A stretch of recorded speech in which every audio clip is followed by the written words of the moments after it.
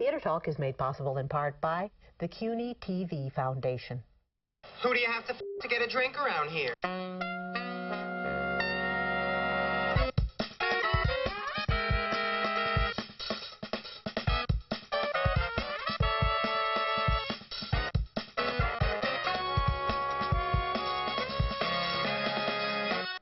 remember that dance we used to do at Fire Island?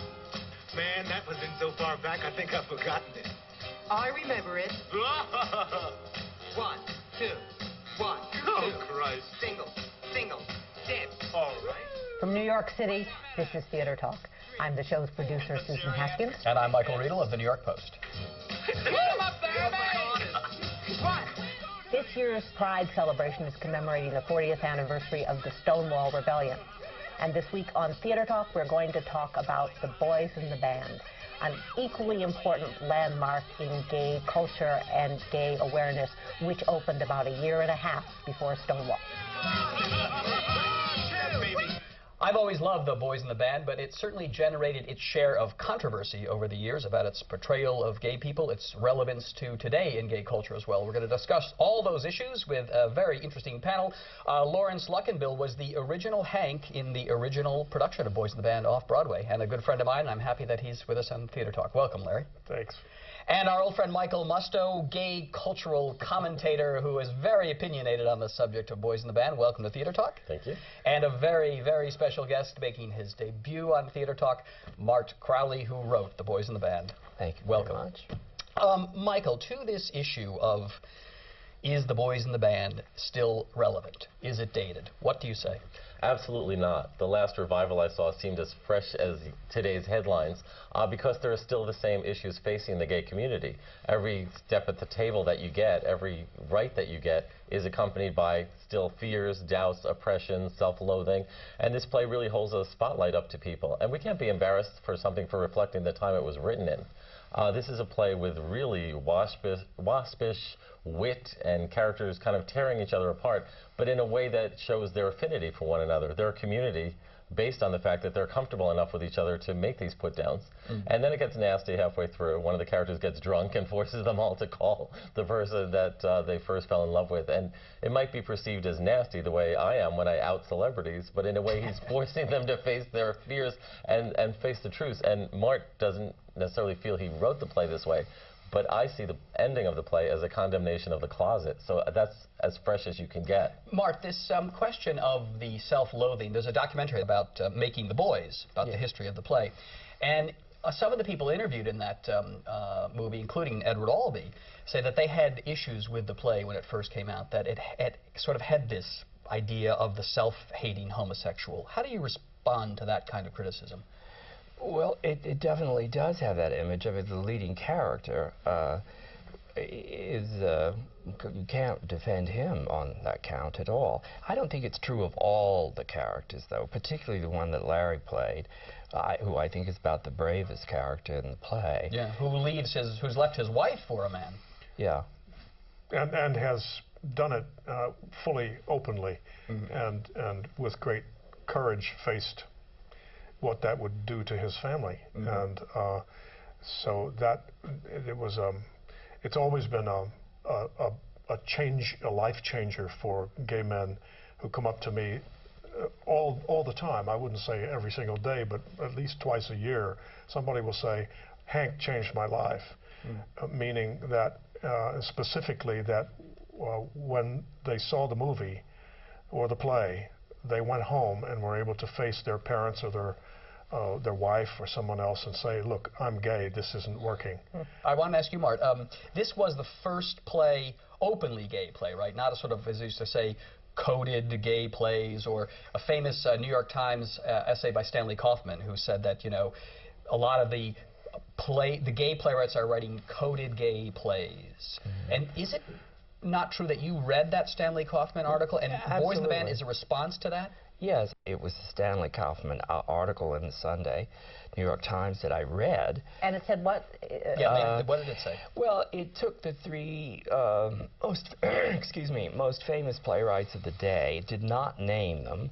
I think they could have got sued by them all if it had in that day, to say that they were all and the word wasn't gay then. I mean, that they were all homosexuals. And we were talking about Tennessee Williams, William Inge, and Edward Albee. Right. Yes. Are they gay? They're not going to sue. They're not gonna The point of Kaufman's article was, and it also had been written about by Philip Roth, who had written a scathing that's right. indictment of homosexual playwrights giving heterosexuals a bad name, you know, for their conduct. But Kaufman's article was, isn't it about time that one of these homosexual writers writes a play that's openly about his own experience? And I thought that was a good point. Very, very good point. Did Kaufman like the play? Did he ever see the play and review it? I don't really know. I don't think I ever met him. But I met him. He did like the play. Did he? Yeah. Good.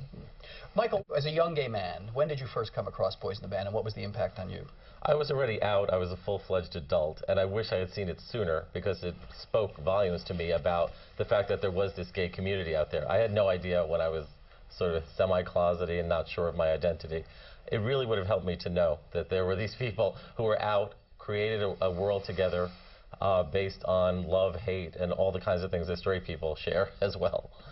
And when I did finally see it, it blew me away. Every line, it just screams at you from the screen. I mean, there's so much wit on display. All the characters are brilliant, because they're all from the pen of Mart Crowley. I have to say, having seen the movie, I did not realize the number of lines in the culture that came from the Boys in the Band. I mean, you know, who do you have to bleep to get a drink around here? Which is a like line a Betty Davis movie. Exactly. I thought that was from, you know, a sort of a variation of a Betty Davis movie, and boom, there it is in Boys in the Band. It had a great influence on me, too. I mean, it's not just necessarily the gay community, but I think many people struggling with some kind of self-loathing, with some kind of feeling of not belonging to the general mass, are moved by that play and relate to it.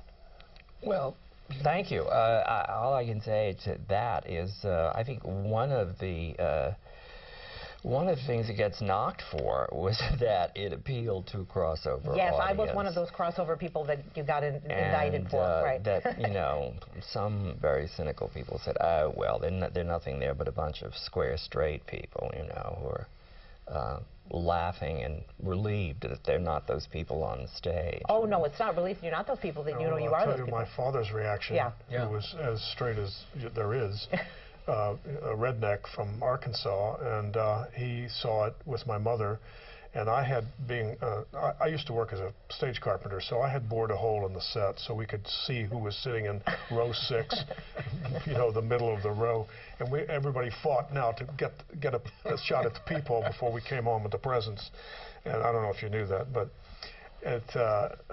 anyway, I looked out that particular night, and there were my parents sitting in 6, you know, 102 and 103, whatever it was. And I really had a moment, because I knew what they were going to experience, what they were actually already experiencing, because we were off stage and it was already happening. And I just saw that when something really gay happened on the stage, and I forget what line it wasn't who do you have to bleep to get a drink around here, but it was something like that. And something about the hairspray can or something like that. And also for you, something called control. Now, notice, nowhere on the label is it called hairspray, just simply control. And the words for men are written about 37 times all over the goddamn can. It's called Butch Assurance. It's still hairspray, no matter if they call it balls. And my mother goes to my father, you know, with her little cloche and her wig. She goes like that, and he started to laugh. Mart, when you were putting the play together, as the documentary has made clear in other interviews I've seen with you, you were kind of out of luck, right? I mean, totally. You were broke. Broke. You were drinking heavily, I believe. Unemployed. Yeah, I had some good leads, so I mean, you know, I had some reason to be depressed about being unemployed. Except you were living in splendor at the time you wrote the play. Only because a friend of mine who was very wealthy was going on a vacation with her husband, and they had 4 children. And she had millions of servants, but they were all different nationalities. And she called me and said, look, if one of the kids falls down the stairs and breaks his neck, there's nobody here to call a doctor in English. So could you come over and stay for about 6 weeks until we get back? And so I immediately sublet my own apartment to a Hungarian actor who was in Hollywood to make a picture. And that was my income at that low point. And I moved into Diana Lynn Hall's house. Yes. The actress Diana Lind from the 40s, who was in Preston Sturges' great movie, Miracle of Morgan's Creek. And her husband, Mortimer Hall, who was still very much alive, and his mother, Morty's mother, was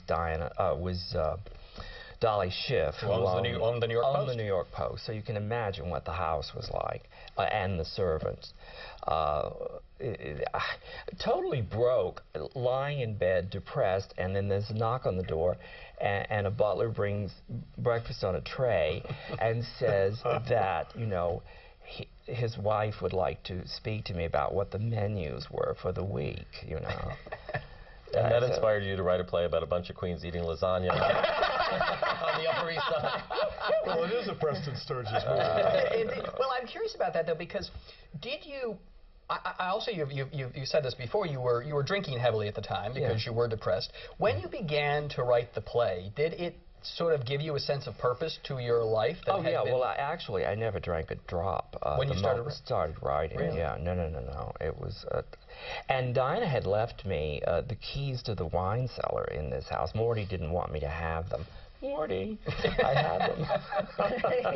But I never drank. I didn't drink at all for the entire time that they were away, and that I started to... How long did it take you to write it? I wrote the play in 5 weeks, with the exception of the little tag between Michael and Donald at the end, just that resolution scene. Interesting. Had you been a mean drunk like Michael, the main character? Yeah, I had, indeed, yeah. Because it certainly is also a play about the results of being a mean drunk. Yeah. I want to talk about that original cast, Michael, because in the movie, which is so rare to have a movie made that uses the original cast, usually you all get replaced by bigger names. I mean, a phenomenal array of actors. If you could just sort of sketch in each of those actors for us a little bit, what you admire about those performances. And Mart was under pressure to use big Hollywood names and stuck to his guns and stuck with the original cast. That's why the movie, which is directed by William Friedkin, is so good. But obviously Larry is brilliant. Leonard Frey is magnificent as Harold. The pockmarked Jew fairy. 32-year-old. Ugly, pockmarked Jew fairy. Pockmarked Jew fairy. He went on to win an Oscar nomination for Fiddler on the Roof, of all things. The next year. So it didn't ruin careers. Robert Letourneau played the dumb hustler. Cowboy, yeah. In real life, he was a conflicted hustler who died tragically. Cliff Gorman is the screaming queen, Emery, and everyone thought he was so convincing they were sure he was gay, and he wasn't, right? No, not at all. Did Dominic Dunn have something to do with this? Oh, well, Dominic Dunn was the executive producer of the film. Kenneth Nelson is fantastic as Michael, the host of the party, who gets a little too tipsy. He went on to win a Golden Globe Award for Best Newcomer. He was the original star of the Fantastics. Yeah, right, that's right. So talk about range. Peter White, who is living in California now and working in California as an actor, and I'm sorry he can't be with us today. And Frederick Combs, who played Michael's best friend. The late Keith Prentice as Hank's lover. And Reuben Green. And Reuben Green, who, alas, still alive, but we don't know where he is. We hope he is. I mean, there's no record of his dying in any of the Variety or the Hollywood Reporter or any of those things, the New York Times. We don't know much about Reuben, whether he was gay or not or anything. I don't think Reuben was at all. I don't either. No, not from all the things that happened. Like children he fathered, right? And whenever they do a production of Boys in the Band in Japan, the Reuben Green part is played by a Korean. Yes. Oh, yes. Whatever. Larry, what was it like? You were a heterosexual actor, beginning of your career, to have a script about playing gay people land on your agent's desk. I mean, were you encouraged to do this play? I was not encouraged to do it. I was discouraged to do it. But I'm going to head this thing with saying it changed my life and did nothing but good for me and for everybody in the play. I think that could be debated with Bob Letourneau and some others that perhaps misconstrued what might happen to them after the play. But the play was such a huge hit, and we were so embedded in the culture that it got me a two-picture deal with Otto Preminger, which promptly eroded when I went on David Frost and told about what Otto was really like on set, Oh, which dear. was, it was an exercise in sadomasochism. But no, my agent, who also represented the play and Mart, said, "Don't do this. It'll wreck your career." And I said, "But it's a good play, and it's by a friend of mine." Oh, you knew Mart? Oh, yes. Oh, We yeah, went to school we together. went to school. Oh, of course, I understand. Catholic University of America. That's right, yeah. Yeah. So she said, don't do it, but you... Yeah, I said, "I'm sorry if it does something to our relationship, but I'm doing it because it's a good play." And then I proceeded to tell Mart and Chuck Guinness and Bob Moore that I wanted to play Michael, and then I wanted to play Harold, and I wanted to play every other part. Oh, They the kept saying, flamboyant. No, you're Hank. You're Hank. But did you, I know you got the Otto Preminger films, but did you lose any jobs at all as your agent Yes, said? I did. I lost a job. I lost something. Cigarette commercial. A cigarette didn't you? commercial. I was the man from True. I was the cigarette to True man. I smoked a cigarette in extreme close-up, and I didn't even smoke cigarettes. But the casting director, who was gay and a wonderful guy and a very smart guy, called me up one day and he said, "I want you to come in and read for the new series of commercials, but I don't know if it's going to work." And I said, "Well, okay, that's fine. It was just a commercial, you know, I didn't really care." And I came in and read for this array of clients who were there from True Cigarettes, and at the end, thank you, and my friend and I looked at each other, and I left, and he called me up about a half hour later, and he said, "You're not going to believe this. They don't want you to go on with this." I'd already done like a year of commercials. "They don't want you to go on with this." And I said, "What's the reason?" He said, "Well, the reason they give is that no fag smokes our fags." Oh, my I said, "Well, at least it's kind of funny." Was there concern on the part of any other cast members when they first started doing Boys in the Band about what the impact would be on their careers? Well, I think if Peter White were here, he could address that quite. What would he say, do you think? Well, he was very torn, wasn't he, Larry, was about torn. whether to do it or not. And he was warned not to. Yeah, and he was warned not to, and he did do it. And he says he has no regrets. I was on a soap opera. I was on All My Children for a long time, and I left that. And there was the head of casting over at Disney. He said, "You've got to take this off your resume if you want to work in this town," which was Boys in the Band. And I said, "I won't take it off my resume." He said, "Well, you're going to have a hard time getting a job out here." Cliff Gorman became kind of a star out of it for a while. Yeah, and he wasn't the first choice. Do you remember that? Do you No, remember? I didn't. Yeah, Bill Hickey was cast. Really? Bill Hickey, right. Yeah, but who was a terrific actor, of course, and I don't think it's telling any stories out of school that he had a problem with addiction, because he was always, struggling and losing parts and not being hired because of it. And after he auditioned, got the part, we only had a week to get it up, the play at the workshop production, and he didn't show up for rehearsal the first day. And then when he didn't come the second day, the director, Robert Moore, said to me, "We just can't. We've got to go with somebody else." Who was that guy that was so over the top that came in? And we looked down the list, and it was Cliff Gorman. So call him quick. Wow. Michael, we just have a few minutes left, but aside from the sort of cultural impact, the lasting impact, what is it about just the play itself that makes it so much fun for you? Well, it is an important play. It's the gay raisin in the sun. It's the first play to put our life out there, and what's so fun about it is the crackling dialogue, the way each actor fits his part so brilliantly. I studied with William Hickey. I don't see him as Emery, so I'm sort of glad he didn't. I'm glad he didn't show up. But, and by the way, if you think things have changed so much, I've lost ad campaigns recently for being who I am, so nothing has changed. Yeah, but that's a whole other nothing show. has changed. It's just the second it starts with them doing first of all, the scenes in the movie of New York at that era are fascinating documentary footage. But then once they get together for this party, and we should say the premise of the play is Michael is throwing a party for Harold and is gifting him with a hustler, and that's all you need to know. But his straight friend shows up. And his straight friend shows up, and there's a little antagonism going on.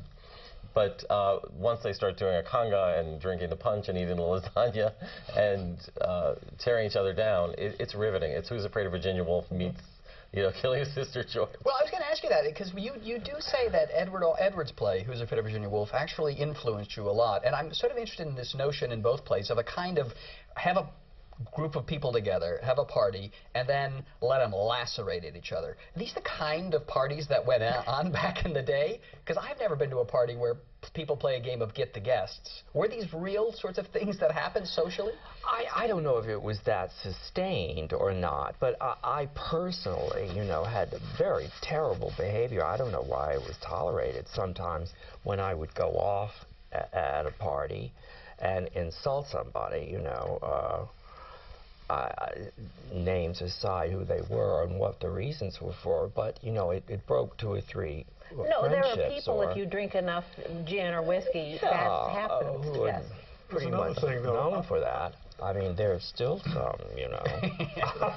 I used to call it the homosexual home of the brave, which is, you know, we're all in the foxhole together, and there's a war going on, and all those people out there are trying to get us. And there's the black guy, and there's the extreme gay guy, and there's the this guy and that guy, there's the Jew. You know, it's like one of those movies, the World War II movies, where every genre was representative, who America was. And I used to say that to people, and they'd say, yeah, you're right. It's like everybody, they're all like regular guys, aren't they? And I said, yes, they are. They're all like ordinary people.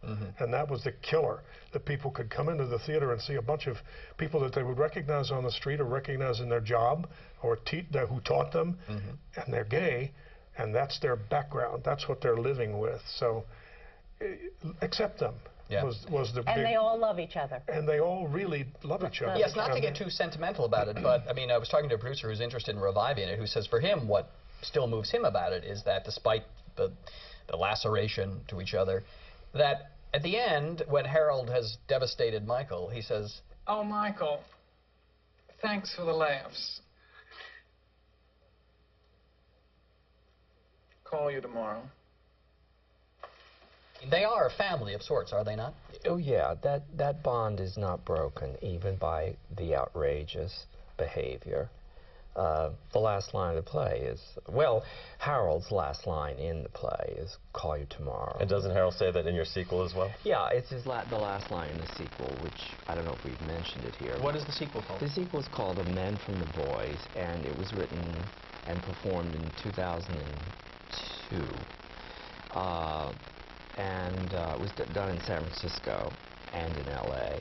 But it's never been done in New York, and we were hoping before the economic crisis that this November there's a theater group off Broadway in New York called the Transport Group, and they want to do the 2 plays in rep, which I think would be a terrific idea. Now they only have the money to do boys again, and so I'm afraid that the second play may get dropped. This is your chance to play Harold. Or Michael. I told Mart what I want to play is a play that Bobby Drivas directed and starred in off-Broadway called A Breeze from the Gulf. Yes. It's his play, and it's a really wonderful play. Yeah, Bobby Drivas was the star of that play, but it was directed by our friend and schoolmate, Jack Going. It's a fabulous play, in my opinion. We should say that you have an anthology of your plays coming out in the fall. And the anthology is called? The anthology is called The Collected Plays of Mart Crowley, I think. At least that's what it was the last time I looked, at the cover art even. November, and it represents my life between covers. 6 plays, and that sort of represents a lifetime of work for me. We have to wrap it up, but Michael, a final thought on Boys in the Band for young gay men who haven't seen it today and who don't know what life was like back then.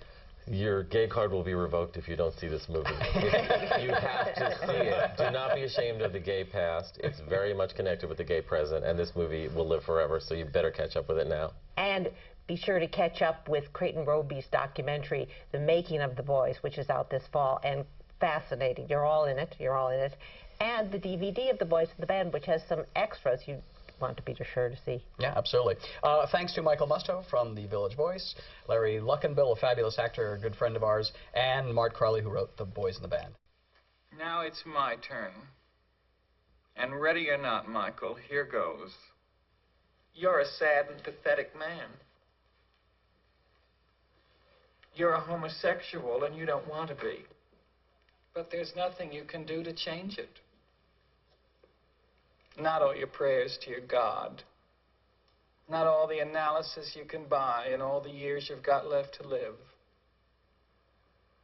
You may very well one day be able to know a heterosexual life, if you want it desperately enough.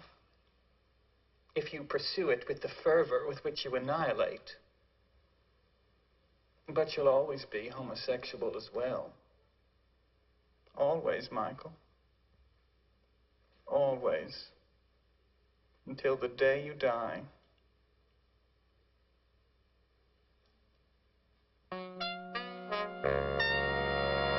Our thanks to the Friends of Theater Talk for their significant contribution to this production. Theater Talk is made possible in part by the Frederick Lowe Foundation, the Eleanor Naylor Dana Charitable Trust, the Alan S. Gordon Foundation, the Corey and Bob Donnelly Charitable Fund, Carrie J. Fries, the Dorothy Strelson Foundation, the New York City Department of Cultural Affairs, and the New York State Council on the Arts, a state agency. Playbill Online is the official website of Theater Talk and the home of the Playbill Club, providing information and opportunities for theater lovers.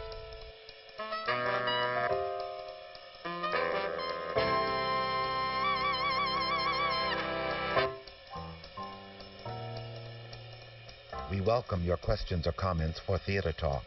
Thank you and good night.